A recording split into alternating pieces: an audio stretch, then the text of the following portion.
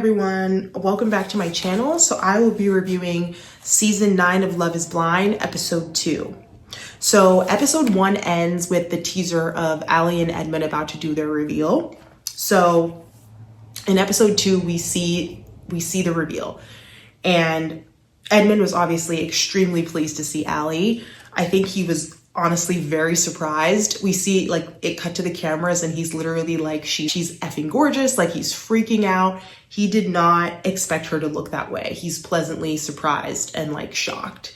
Allie also seems happy with the way Edmond looks. It seems like she really likes his hair. She mentions how full it is. I think that she likes like the dark features and like even the facial hair. She's a fan of it. They kissed like a bunch of times and it seems like they were happy with what they look like. So I'm pretty hopeful for this. I didn't feel like anybody was like super disappointed or anything.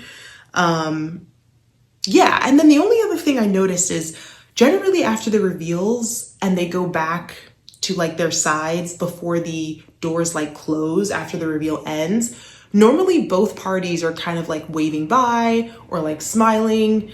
And I did notice that Edmond walked back like into the area where they have like the drinks and he's just like drinking champagne, but he doesn't really like look back at Allie or like wave at her and say like see you soon or do like the little goodbye kiss, which is fine. I mean, I'm not saying he has to, but that kind of stood out to me. I was like, he just seemed like so eager to get the champagne bottle. I was like, calm down, sir. Like, you just met your fiance. Like, yeah, it was a little odd, but I'm not going to read into it too much. I think overall the reveal went well, so I'm hopeful for this couple. I am hopeful.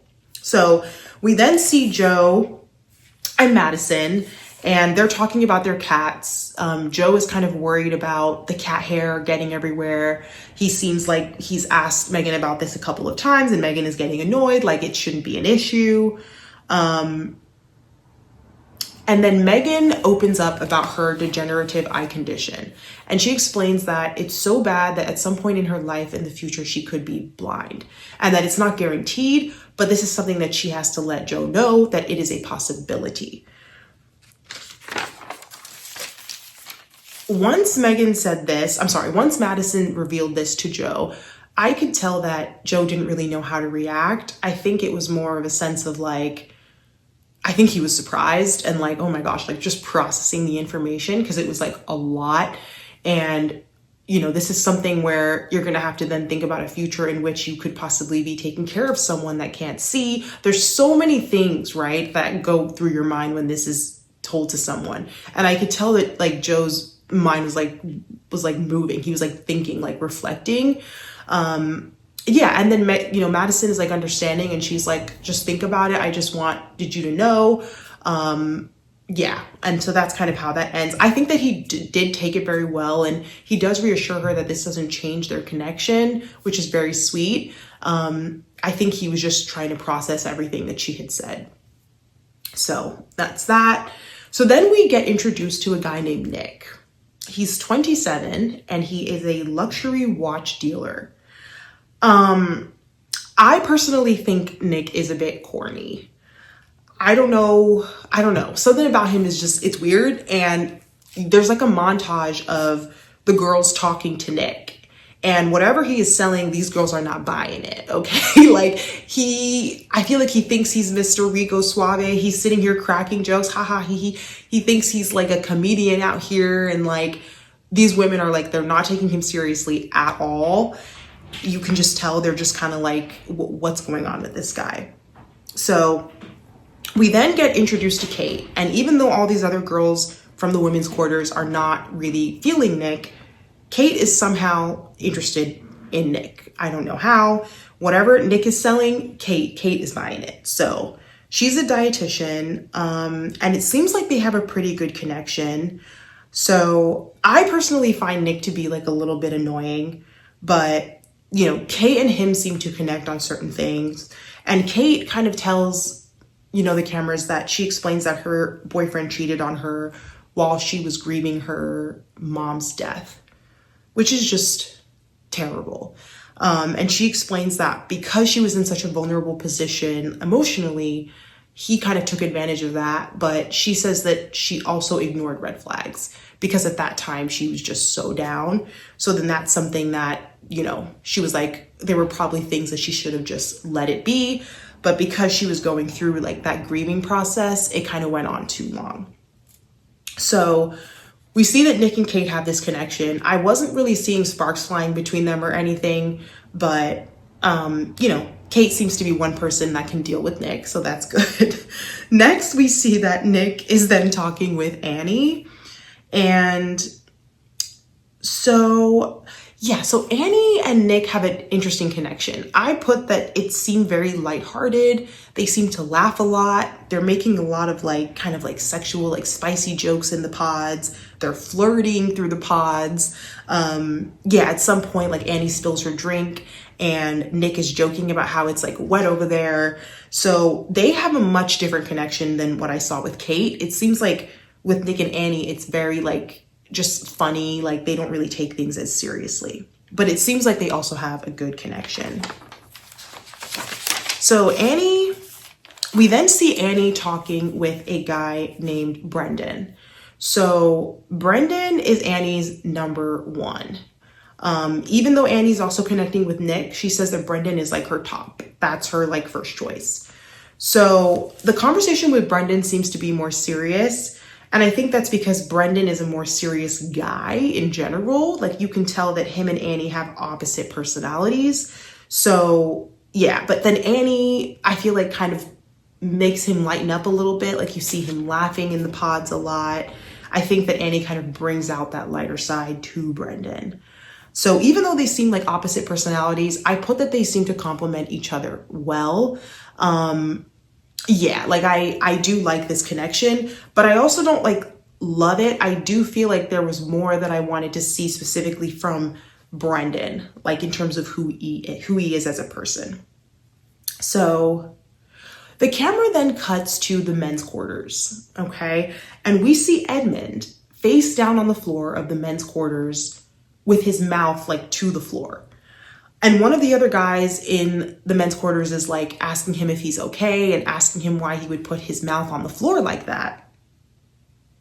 And I'm thinking in my head, like guys, do they do psych evals before you go on these shows? Like, I'm actually starting to wonder because I was worried. Like, are you okay? Do you have nothing else to do while you're waiting to go into the pods? Like, I don't know. Edmond freaks me out. Like, as funny as he is, I do wonder if he's like, okay, you know?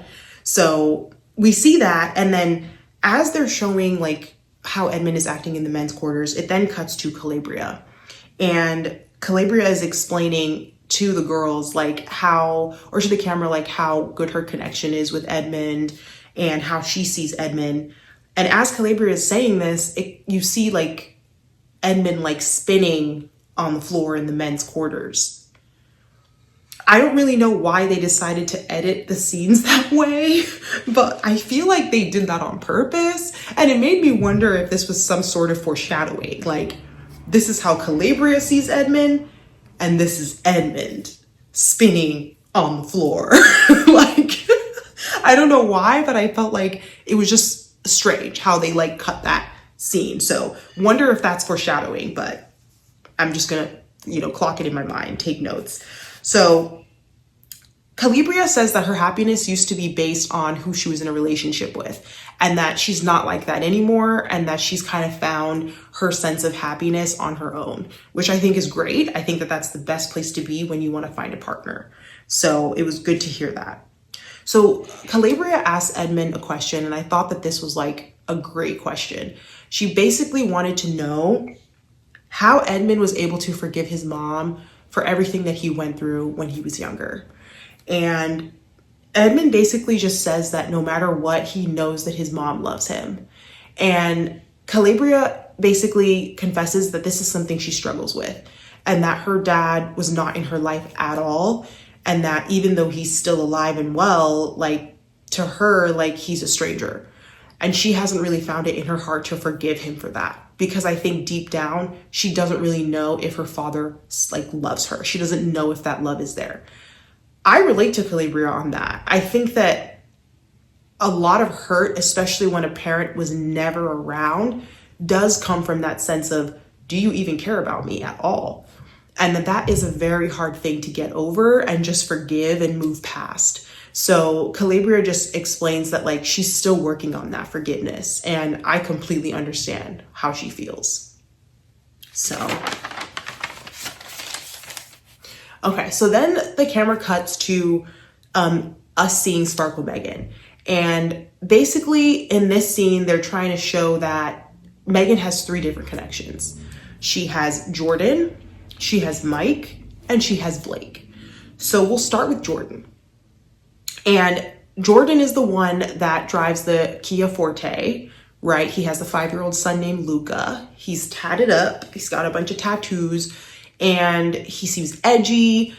He seems just, you know, very different than Megan, right? And she says that her connection with him is fun. They have like a lighthearted connection. Like she just feels like when she's in there, she's always having a good time, laughing, smiling. And then we see Mike and Megan. And Mike is the guy that's like older, 37 years old, successful, you know, giving like more Rico Suave, Playboy vibes, like nice house, can like take you to nice dinners, you know, so there's a level of security in that. And Megan, you know, Mike is a guy that Megan has probably dated on the outside, right? Like one of the guys that it hasn't worked with on the outside. Then we see Blake, right? And Blake and Megan are basically conversating, and they're talking about weddings. And Blake is this third connection that Megan has, where this connection is, it to me, I don't really see it as strong as the other two. I think that they can talk really well, but I don't know how much there is a connection here. So we see them, Blake and Megan talking, they're talking about weddings. Megan says that she has a wedding to attend in Lake Como, okay? And that the cost of the venue alone is over $400,000. And she talks about how this wedding could be something that they could attend together. You know, almost like, oh, if you play your cards right and we get engaged, maybe we could go together. And once again, I don't really know why Megan is bringing this up. If I went into this experiment and I was worried that people were intimidated by me for what I had, right, I would not mention anything monetary. I wouldn't mention costs. I wouldn't mention going to a wedding in a part of Italy that's basically the most expensive destination. I wouldn't mention that, right? Because these things all paint an idea of like who you're hanging around, how you could be doing socioeconomically. If you don't want men to judge you on these things, leave these things out. This is what I find crazy about Sparkle Megan. Like, leave these details out. I think that that's the smartest thing to do. You don't have to talk about how you're going to a wedding in the most expensive part of Italy. You don't. But Megan continues to do this, so that's fine. So yeah, it seems like they have a decent connection, and Blake says that every time he talks to Megan, it just gets better and better. So, okay, so then we go over to Blake and Anna. And personally, I wrote down that I saw like sparks flying. Like I was like, I could tell that Blake had a completely different energy when he was talking to Anna. And I thought that there was an actual connection here. So Anna is Blake's top connection. And that he basically says something along the lines of like, Anna is his happy place. So they make a lot of jokes, and Blake was just smiling so much in these scenes. Like I almost felt like he came alive. Like I could feel his excitement to be talking to Anna. I didn't necessarily see this part of Blake when he was talking to the other connections. So this really stood out to me. He seemed more upbeat. He seemed more, what's the word? Like present in that moment. Like he was really enjoying himself. And yeah, they were having s'mores. They're talking, they're laughing. So Blake asks Anna if she has ever ghosted someone. I thought this was such a strange question. Like not strange in a bad way, but like a great question, but just a question that I would never think to ask. She responds by saying that no, she just lets them know she's not feeling it. And kind of goes on from there. And all I can say is I wrote this down and put a star next to it because as we continue to watch, I'm going to come back to this question. So Then we see Patrick and Casey, and they're playing basketball. So they're trash talking. It seems like they're having a good time in the pods. Patrick opens up about being, you know, so yeah, it seems like initially they're like playing basketball, trash talking, having a good time. Eventually they sit down and get into some conversation. And to me, this conversation was pretty significant.